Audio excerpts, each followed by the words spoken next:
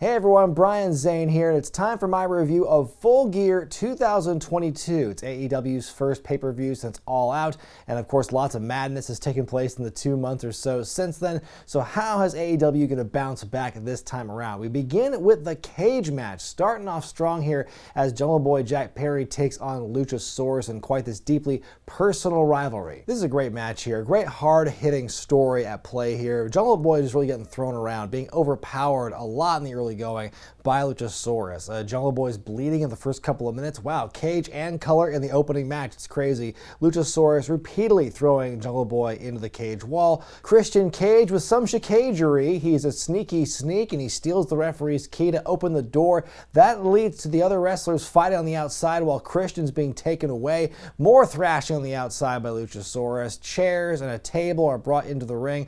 Jungle Boy comes back, hits the kill switch on Luchasaurus on the chair.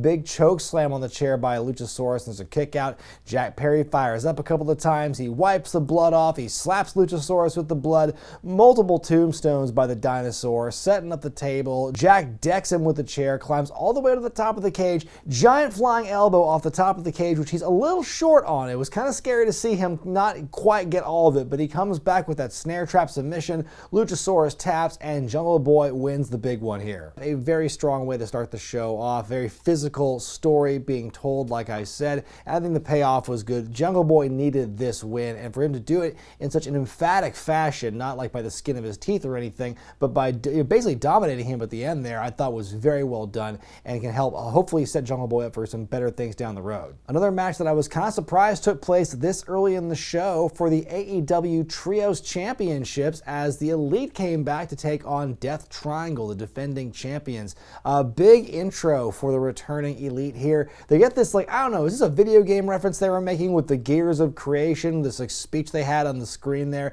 and suddenly they come out to Carry On Wayward Son by Kansas to a massive ovation and everything. The whole gang's there. Brandon Cutler, Michael Nakazawa. Definitely a big reception, very pro-Elite crowd here. And you know this because almost as soon as the bell rings, there is a big audible "fuck CM Punk" chant from the audience, and which is crazy because all day today I was hearing, oh man, there's gonna be people chanting CM Punk at the Elite All match. Oh, they got that CM Punk chant, just not the one I think people expected. And it's crazy to hear after years of people chanting CM Punk, after that year that CM Punk had and the way he went out, now the crowd is kind of turned on him. At least the crowd in Jersey did. That was quite stunning to hear. Nick Jackson with a big flip-de-doo takes a sip of a fan's drink. It looks kind of like dip. The Bucks do their Bucks thing. There's a big old DDT on the apron, followed by a big-ass Hurricane Rana onto everyone. Nick Jackson definitely earning his paycheck here. We get a triple tombstone. Lots more flips and big moves. The broken arrow into the brutalizer on Kenny. It's broken up. Pac throws Phoenix that hammer, but he refuses to use it, so he eats a V-trigger for his troubles.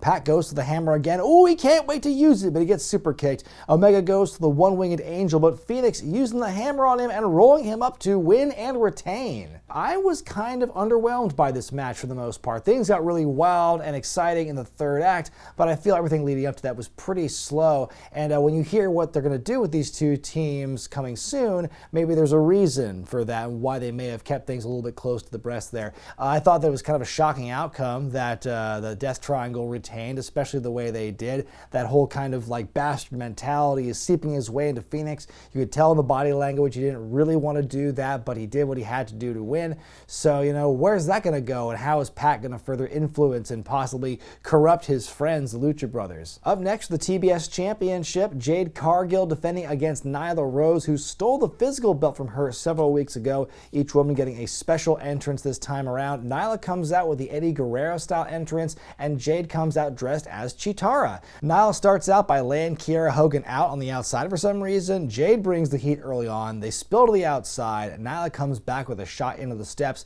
and she takes over from there. Jade goes for a flying nothing. Nyla puts the boot up. They struggle over suplexes, and they do that big knee drop spot on the ropes, which would have looked okay if Jade weren't so tall she had to stand on the bottom rope. Crowd feels pretty silent for this one. one. I think part of that might have to do with the fact of like the heel dynamic here. I mean, yeah, it's funny to see Nyla Rose doing the stealing the belt thing and having fun with it, but it doesn't really translate once the bell rings because she's still being this heel, but Jade's also a heel and hasn't exactly really earned her babyface stripes through all this. Jade's attempt goes horribly wrong. Nyla does one of her own that's way better. She misses the senton though, takes a pump kick, the Jaded, and Jade wins and retains. I give it 1.5 stars out of 5. I think they really tried here. There were a couple of points though where it got kind of dicey at the wrong points. Again, the heel versus heel dynamic may have hurt this match a little bit as well. So I mean, there wasn't really much to this match for me at least until the ending. When the final sequence of events, Nyla missing the high spot and getting hit with the kick and everything, that was pretty impressive.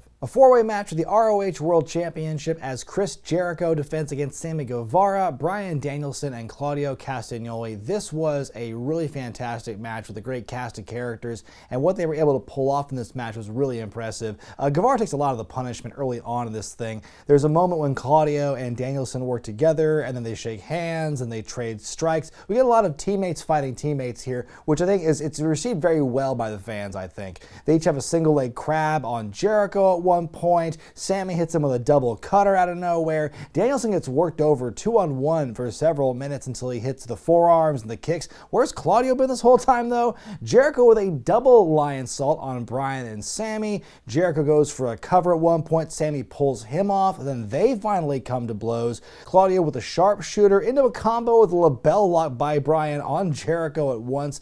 Guevara makes the save, goes for the hug to Jericho, but it's a swerve. GTH and the 450, still a kick out, and I'm almost afraid that could have killed the crowd here.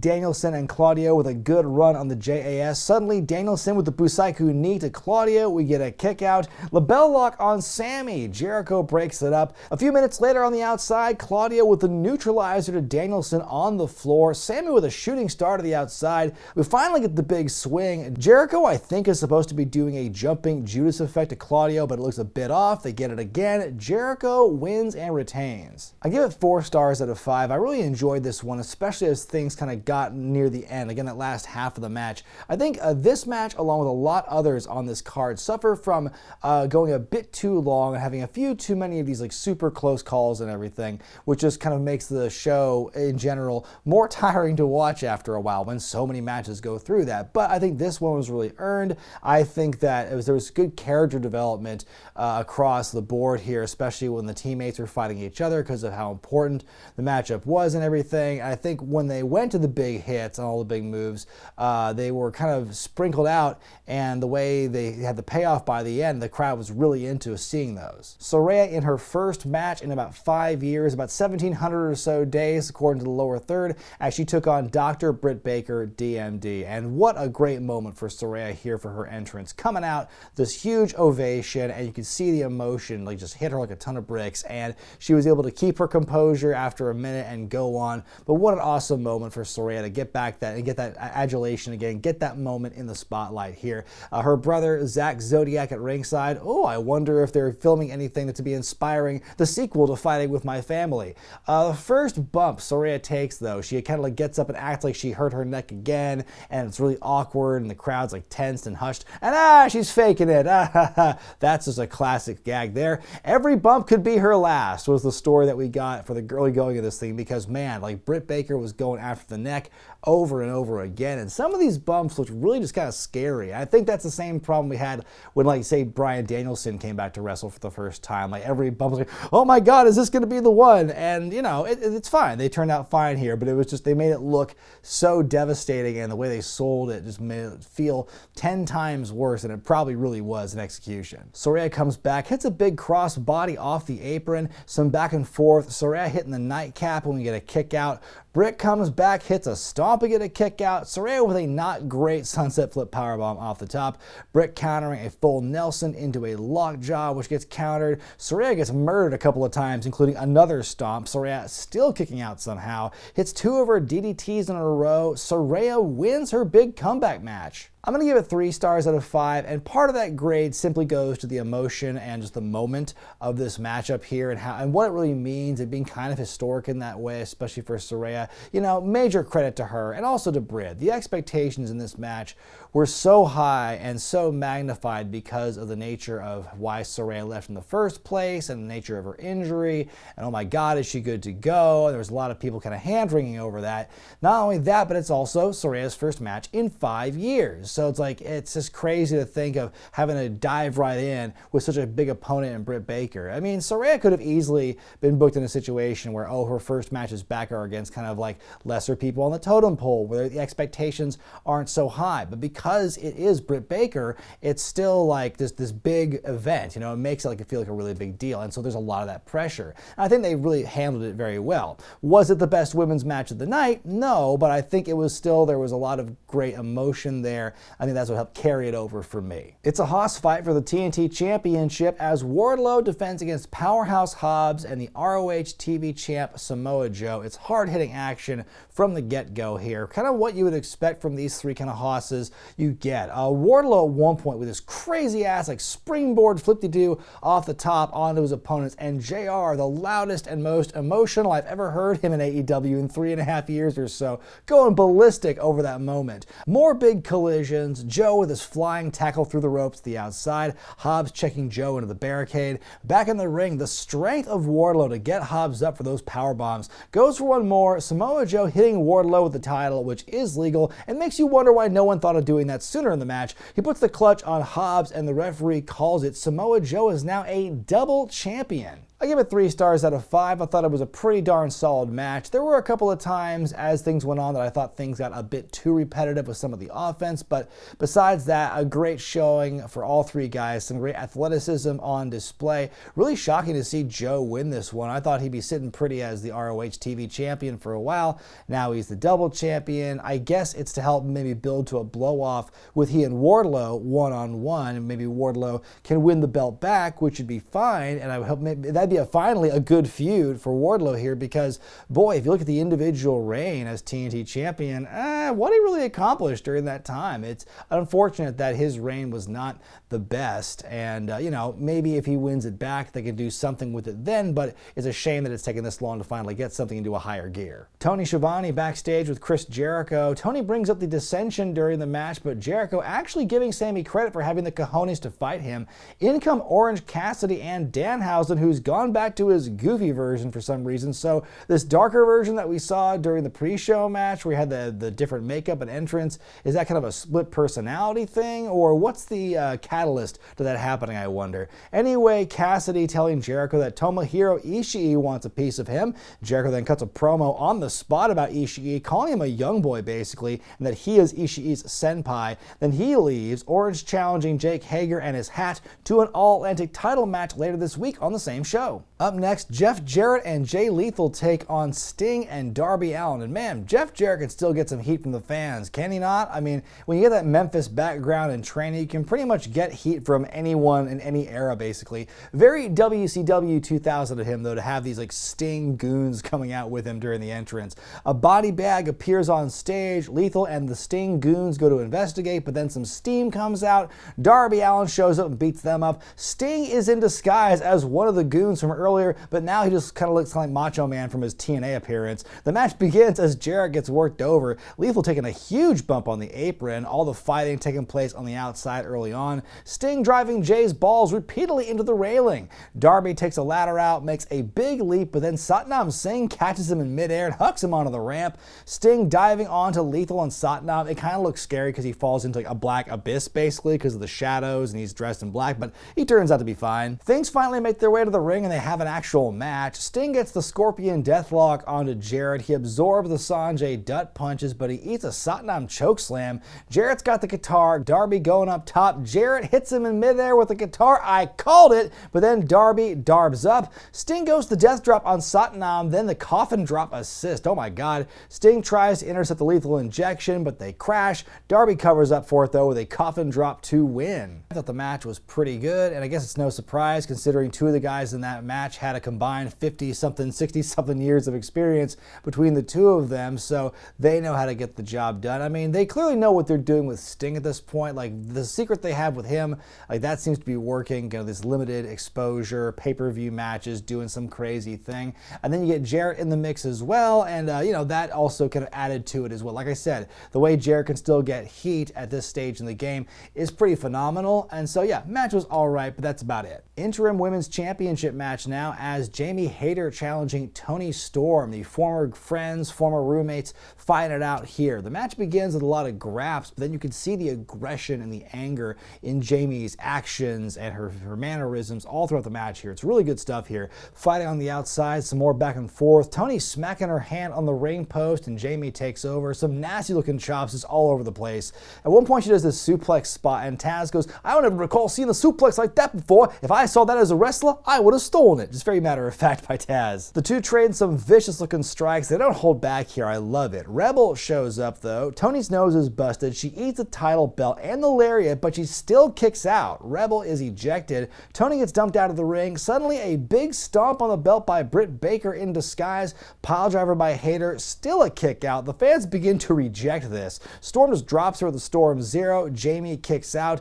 Britt pulling the corner post off. Toni running face first into it. Jamie with the Haterade, the win, and we get a new champion. I give this one 4 stars out of 5. This is easily the best women's match of the 3 we had tonight, and I think one of the better matches overall on the show. I thought there was an amazing showing for both ladies here, and even though it got a little bit excessive and a little hectic by the end with how they booked that thing, I think it still really worked out well. You know, Toni Storm had this really great, prolific run as the interim champion in Thunder Rosa's absence. She was very active, had a lot of defenses, so nothing to take away from her. And, you know, Jamie has this great, such a strong, organic fan following. I think they were really good opponents for each other. That history really helped as well. So really cool to see Jamie winning the belt here. The Acclaimed defend the AEW tag titles against Keith Lee and Swerve Strickland. Another very good match here. It's the 3rd in their series. And really the story they told in this one at times felt kind of similar to their last match at Arthur Ashe Stadium, when they were kind of telling a narrative about Bowens being someone who's kind of injury prone, usually kind of the weak link in the team because of his injuries. He's got his shoulder heavily taped up during this match, and they definitely exploit that. They really work the arm a lot on Bowens. They also set up a barricade over the apron. We'll get to that a bit later though. Bowens with a very belabored looking poison Rana to Keith Lee. Yikes. Champ's looking good against Swerve with some double teaming. Caster diving onto Lee, and they fall through the barricade to the outside. Swerve misses the stomp. Bowens hits the arrival. We get a mic drop. The pin's broken up.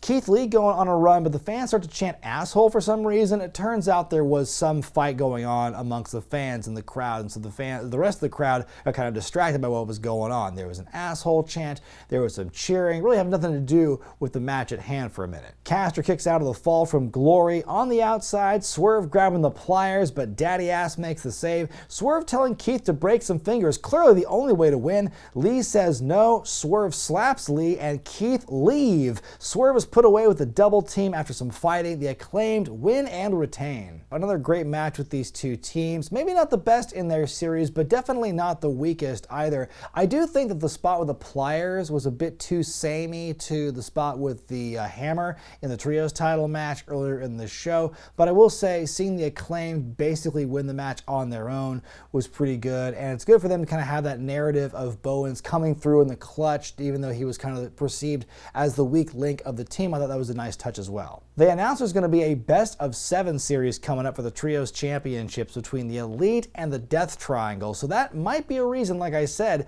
as to why they may have had maybe not the most balls to the wall matchup they could have had here on the pay-per-view. But man, if they go to 7 matches, that's going to go all the way to January. 7 more matches of these two teams. Like, on the one hand, okay, we'll get some more insanity, I'm sure, but also, man, they run the risk of just killing that combination really quickly with up to 7. And it's probably going to be 7. I mean, most people who would book a best of 7 series are going to want to have the maximum drama by going to the final match there. So, boy, be in for a lot of that kind of that action, just a lot more of it. Then in our main event, it's time for the AEW Championship. It's Mox versus Max, Jon Moxley versus MJF, who's a motorboating fool, as we saw in the intro for his match here. Moxley gets booed a little bit, and then it gets steadily worse as the match goes on. He is definitely being seen as as the bad guy here. Very partisan crowd toward MJF here in New Jersey. MJF setting up a table on the outside of the ring. Moxley with a stomp and a disingenuous bow. MJF with a tombstone on the apron, and he looks to hurt his own knee in the process. Moxley comes back with a Rhino-style piledriver off the apron through the table. That does not cause a DQ, but MJF is almost going to get counted out, okay? MJF barely avoids the count out and kicks out of the paradigm shift. MJF hits a big old heat seeker, but Moxley kicks out. Moxley stays on the attack, stays booed, hits a super paradigm shift. We get a rope break. They trade shots. MJF pulling Bryce Remsburg into the way. Down he goes. MJF pulling out that Dynamite diamond ring, but William Regal shows up and tells him to put it down, which MJF does. There's a sleeper hold by Moxley. The second referee goes down. The Bulldog choke. MJF taps with the referee still out of it. Regal slipping the brass knucks to MJF. Power of the punch. The cover. The win. MJF is the new champion. And that Willie Regal smirk. MJF looking very genuinely emotional, having won the belt here as we go off the air. I'm going to give this one 4 stars out of 5. Really cool main event. Seeing MJF play a babyface was a little bit awkward, but I think he played into it relatively well, especially because Moxley was so willing to play the heel and the fans were so willing to boo Jon. I think that made it kind of an easier thing to see here. These two did put up a hell of a fight, and it felt very much like more of an effort and more of a fight than it did in their last encounter during the pandemic. Regal's betrayal was something that a lot of folks, myself included, saw coming, but again, it was one of those things that it felt like was the right call. It was kind of a much needed shakeup, especially I think William Regal at this point doing nothing for the Blackpool Combat Club except offering some occasional funny lines on commentary. So this is a good chance to kind of see where the chips fall on that end of things. MJF and William Regal working together sounds like a brilliant combination. I can't wait to see what they'll do with that. I think it's cool they're pulling the trigger on MJF. Like I said in my predictions video, this was the time to do it based on the momentum he had coming back and all the stuff, all the controversy surrounding AEW in general. A show like this and an outcome like this, I think, is a great way to kind of like wash your hands of it, moving on to the next thing. I think it's really cool that except for Chris Jericho, every champion AEW has right now is considered a homegrown talent, something that kind of came up through AEW primarily or made their biggest, like, their name their sense. So I think it was, it's a really cool way to end the show. And MJF, like I said, revealing who we kind of all thought he was, we all thought he was to begin with, being the devil, cheating to win. And so, I thought it was just great showing, great coronation for MJF. A really strong show. If I had one real major nitpick with the whole thing, like I mentioned earlier, just too many matches that went a little too long and had too many, oh my god, so many close calls, because it can get really tiring and exhausting over the course of an entire evening. When every match is trying to go out there and be the show stealer, then you've got a lot of that excessive stuff, and I think that can kind of like be to the overall detriment of a show in its entirety. But I think that that being said, I thought a lot of great performances here, a great showing, not just for the homegrown talent, but all the more established stars that came from other places. I think there was a really good balance throughout this show. Only one match that didn't really sit well with me, and another one that I can forgive because it was Saraya's first match in 5 years. I think it was just overall, really a night where a lot of the right people won, I think. And I think that made for just a much more entertaining evening. But what did you think of Full Gear, folks? What do you think of all the new champions we have in AEW as a result of the show? I want to hear about that in the comments section. And of course, don't forget to vote in the beard poll if you haven't yet, and also take a look at my beard product line from Ringmaster Beard Company. The influencer scent that can be in a beard oil, a beard balm, or a mustache wax, and the money or the proceeds from those sales to the end of the year go to the charities that are being benefited in this year's beard poll. And let's talk about, next week is Survivor Series, so you better believe I'm going to be coming back with a predictions video for that, a review for Survivor Series, and of course the big video for next Wednesday is going to be a look back at the history of the War Games match leading into the pay-per-view. So go check that one out. I think you're going to like that one. But until then, folks, I'm Brian Zane, and I'll see you next time.